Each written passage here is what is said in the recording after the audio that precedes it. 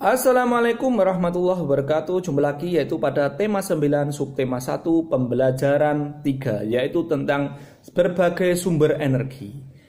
Pada pembelajaran 1 sudah saya terangkan bahwa manusia itu pasti membutuhkan energi. Sekarang sumber energi. Sumber energi itu ada dua, yaitu yang pertama sumber energi yang dapat diperbarui dan sumber energi yang tidak dapat diperbarui. Kalian tahu sumber energi yang dapat diperbarui itu adalah sumber energi yang apabila habis maka akan dapat dibentuk kembali dalam waktu yang singkat. Maksudnya tidak melebihi dari umur manusia hidup pada umumnya. Itu relatif singkat. Sedangkan sumber energi yang tidak dapat diperbarui adalah sumber energi yang apabila habis ya sudah habis, atau proses pembentukannya membutuhkan waktu yang sangat lama, beratus-ratus tahun, bisa sampai berjuta-juta tahun. Tidak ada kan manusia yang umurnya melebihi dari 100 tahun? Ada tapi langka, cuma 1 dan 2. Jadi itu. Nah, sumber energi yang dapat diperbarui itu dapat dibedakan atau ya dapat dibagi menjadi diantara contohnya adalah matahari, angin, air, panas bumi. Itu adalah sumber energi yang itu adalah sumber energi yang dapat diperbarui. Atau dalam kata lain ada yang menyebutnya bahwa matahari, angin, air dan panas bumi itu adalah sumber energi yang tidak akan pernah habis. Karena apa? Kalau itu semuanya habis nanti kita pasti akan kiamat. Nah, seperti itu. Semuanya itu matahari, angin, air, dan panas bumi itu mempunyai manfaat sendiri-sendiri. Pasti kalian tahu ya manfaatnya, matahari untuk apa, angin untuk apa, air untuk apa, panas bumi untuk apa. Tidak perlu saya jelaskan karena setiap hari kita menggunakannya. Kecuali yang itu panas bumi yang berasal dari dalam bumi.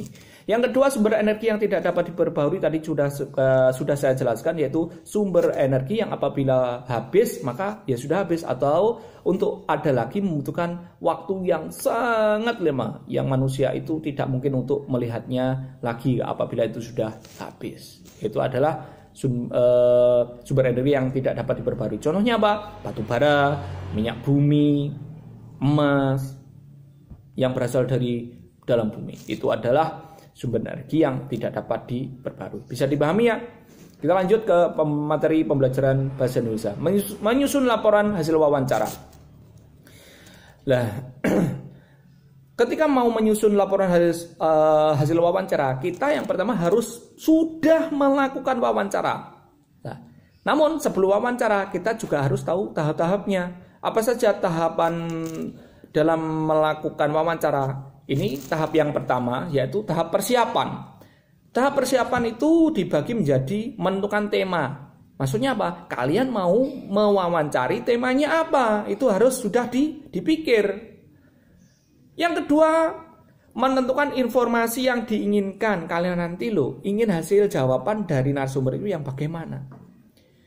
Yang ketiga, menentukan narasumber atau orang yang mau diwawancarai. Siapa yang mau kalian wawancari? Misalkan kalian mau menggali informasi tentang kehidupan petani, berarti siapa narasumbernya? Apakah dokter? Bukan, tapi ya juga harus petani. Soalnya informasinya tentang pertanyaan seperti itu, menentukan narasumber. Yang keempat, menyusun daftar pertanyaan. Lah, sebelum kalian melakukan wawancara di rumah, kalian buat pertanyaan dulu. Ya, pertanyaan dulu. Saya mau tanya apa nanti? Soalnya kalau tidak seperti itu nanti ketika mau melakukan wawancara pasti kalian bingung. Setelah tahapan persiapan selesai, tahap pelaksanaan. Pertama, ketika kita menemui seseorang harus menyampaikan salam dulu. Ojo blusak ae, gak duwe sopan. Yang kedua, memperkenalkan diri secara sopan santun. Pak, nama saya ini, saya dari sini, ingin melakukan seperti ini. Itu memperkenalkan diri. Mengemukakan tema dan tujuan wawancara. Beritahu narasumbernya, saya ingin tema ini nanti Pak jawabannya. Terus yang keempat, memulai wawancara berdasarkan daftar pertanyaan. Daftar yang sudah kalian buat tadi disampaikan. Sambil si narasumber menjawab, berikutnya kalian harus mencatat pokok-pokok wawancara. Ojo mek ndomblong. Jangan bengong saja. Lupa nanti hasilnya. Dan yang terakhir, mengakhiri wawancara dengan salam dan ucapan terima kasih. Namun ketika tahap pelaksanaan ini sebelum dilaksanakan, kalian harus membuat janji dulu dengan pewawancara. Telepon dulu atau Pak, permisi, saya mau melakukan wawancara, bisanya hari apa, tanggal berapa, jam berapa. Oh, jam ini. Ya Pak, nanti besok saya kesini lagi. Harus seperti itu.